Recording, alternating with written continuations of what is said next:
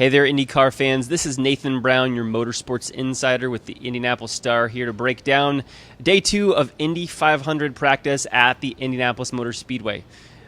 Day 2, not a whole lot changed. We got a little rain delay, about 2 hours or so between when we were supposed to be on track. Although it is, of course, sunny right behind me. I think we're supposed to have a pretty solid day of running tomorrow, but certainly lost a good amount of hours. First couple days of practice these last couple days. And again, Team Penske and Chip Ganassi Racing right at the top of the timing charts. Today, Alex Palou topped things with a blistering lap of 227.546 miles an hour, followed by Will Power, who topped yesterday, 225.584. Joseph Newgarden, the two-time defending Indy 500 winner, third fastest on the day at 225.545. Scott Dixon, who was also in that top 5 yesterday, 225.092, and the little bit of an outlier, I guess you would say, than what we've seen these last couple days. Connor Daly, a guy who's run up toward the front with several different teams each of the last 4 or 5 years, finishing 5th fastest at 224.931 miles an hour. David Malukas with AJ Foyt Racing, Marcus Armstrong with Meyer Shank Racing, and of course that affiliation with Chip Ganassi Racing. Elio Castroneves, his teammate, again MSR with CGR. Jack Harvey with Dryan Reinbold Racing, and Christian Rasmussen with Ed Carpenter Racing rounds out our top 10. On the no-tow report, Kyle Kirkwood, again, I believe high up there for the second day in a row. He finished fastest with a lap, didn't have any aid of a car towing him around the track. Christian Rasmussen second, his teammate at ECR, Alexander Rossi.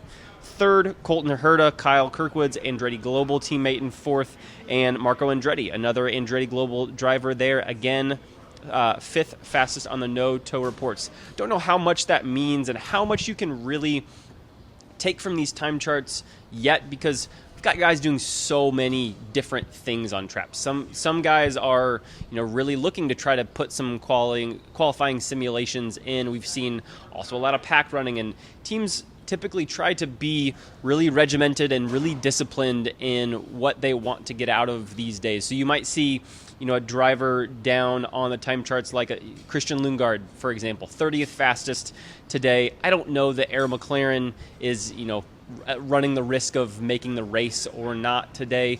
You don't want to see drivers like that down there too often, too many days in a row, or maybe have no drivers, say, in the top 20 or the top 15. But I still think it's really early days, and I don't know that there are any grand pronouncements that we can make about car performance or speed yet. I do think we will start to get a sense of that tomorrow. We talked to Will Power in today's end-of-day press conference, and he had the feeling, and I think we've seen it a lot in the last couple of years, that by the time we get to Thursday, you might see a little bit of pack running early in the day, but then guys really start to transition to those qualifying simulations. So they like to be the only car out on track if at all possible, or at least say a quarter to half of a track away from someone else, so they can get a feel of what the track is like without any sort of tow, without any sort of air disturbance. Even though we're not yet at the boost that they will see on Fast Friday or qualifying weekend, they really like to get a feel of what that car balance is like. Again, that does change when you add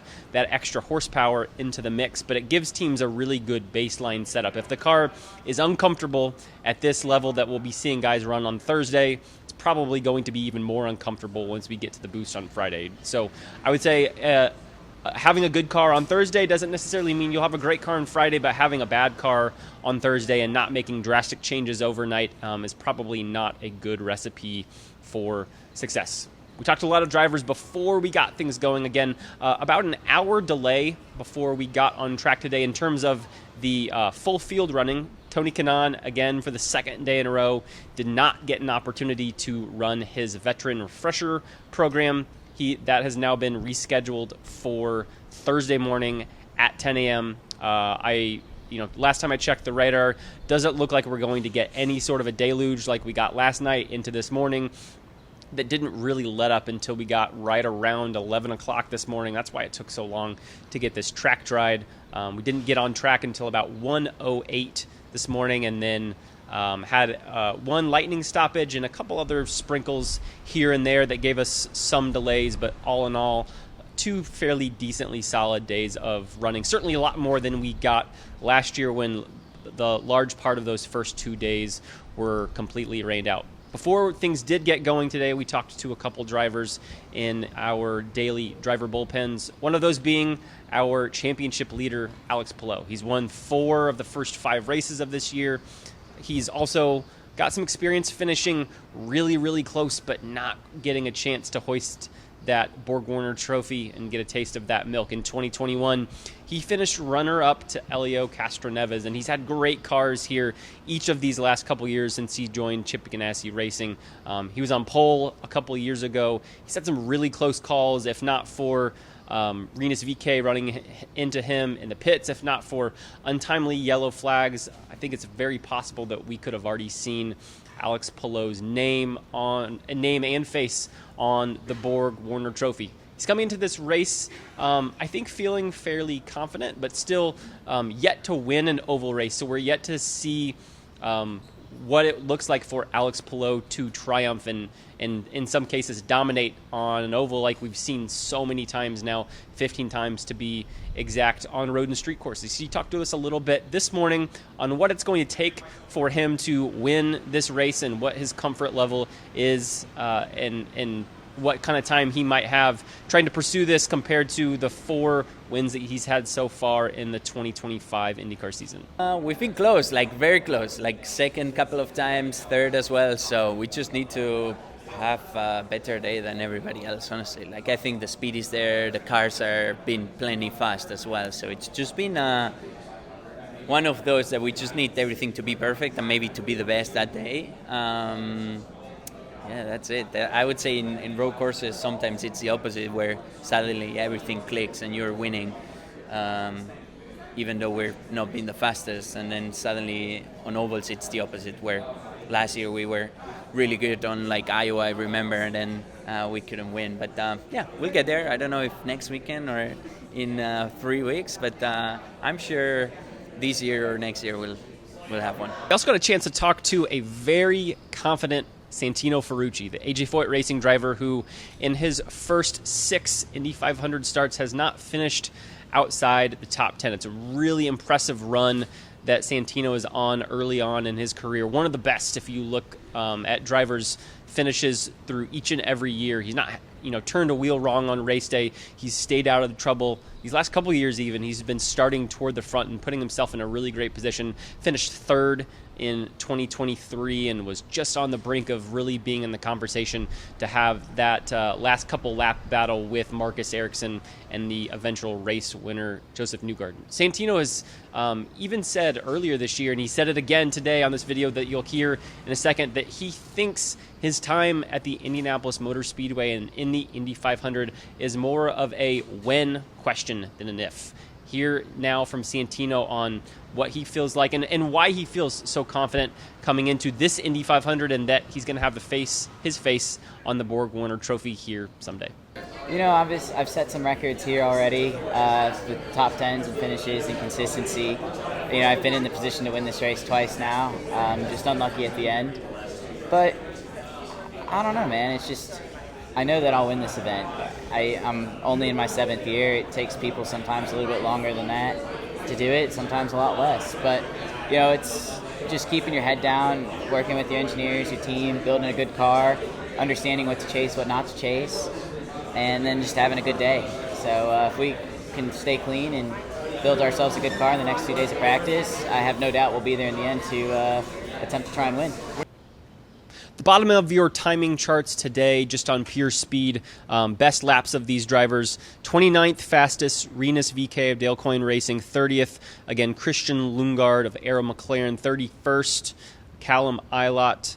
32nd, Robert Schwartzman. 33rd, Santino Fucci, who we just mentioned, and 34th fastest, Ed Carpenter from Ed Carpenter Racing. Again, I don't know that there are any grand pronouncements to make just yet. We haven't had a car in the walls. We don't have anyone that truly feels like they're scrambling. I still would go back to that list of drivers that I mentioned yesterday of guys that I would just continue to keep an eye on as we get to see teams and drivers make some more qualifying simulations and instead of things being really mixed. There's so much to learn with this new car right now, or at least new-ish car with this 105 pounds or so from the hybrid that has been added. First time that hybrid has been run in May. We've had a couple days of testing before we got to these first 2 days of practice, but teams are still doing a heck of a lot of learning or testing of simulation work that they had done either in the off season or early in this season to get to this point. So I still think there's too many teams on too many different programs testing too many different things. And luckily,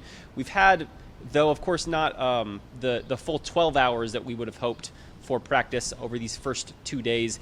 I feel like teams are not rushing, not in a hurry, not too uncomfortable, and have still been getting opportunities to test a wide variety of items on their lists. So check back tomorrow on our next edition of Pit Pass Live, and hopefully we'll have a little bit better idea of who to watch out for on Fast Friday, and of course into Saturday and Sunday on who might be on the bubble for qualifying. Tomorrow's schedule, again, Tony Kanaan's veteran refresher program scheduled to go off at 10 a.m. He has to run 30 laps, 15 of those at 2:15 to 2:20, and then above 220 miles an hour to get clearance to run for Kyle Larson on race day if in case he is needed. And then once we get to noon, we'll have 6 straight hours of full field running for all 34 cars available, as long as we don't get any rain, and I don't know that we are necessarily going to. Temperatures are going to begin to rise, and we're going to get a little bit windier here these next couple days, so we'll be interesting to see what kind of speeds we start to see, if they are still as high as we saw today with that one great lap from Alex Palou in the 227s, and it'll also be very key for guys to keep it on track and out of the wall. We've seen each of these last couple years drivers start to lose it on Thursday and Friday, and especially if it's enough damage that teams have to go to a brand new car like we saw with Marcus Ericsson last year in his first year at the 500 with Andretti Global. Things can get pretty dicey pretty quickly. That's it for today's edition of Pit Pass Live. I'm Nathan Brown, your motorsports insider for the Indianapolis Star. Thanks for watching.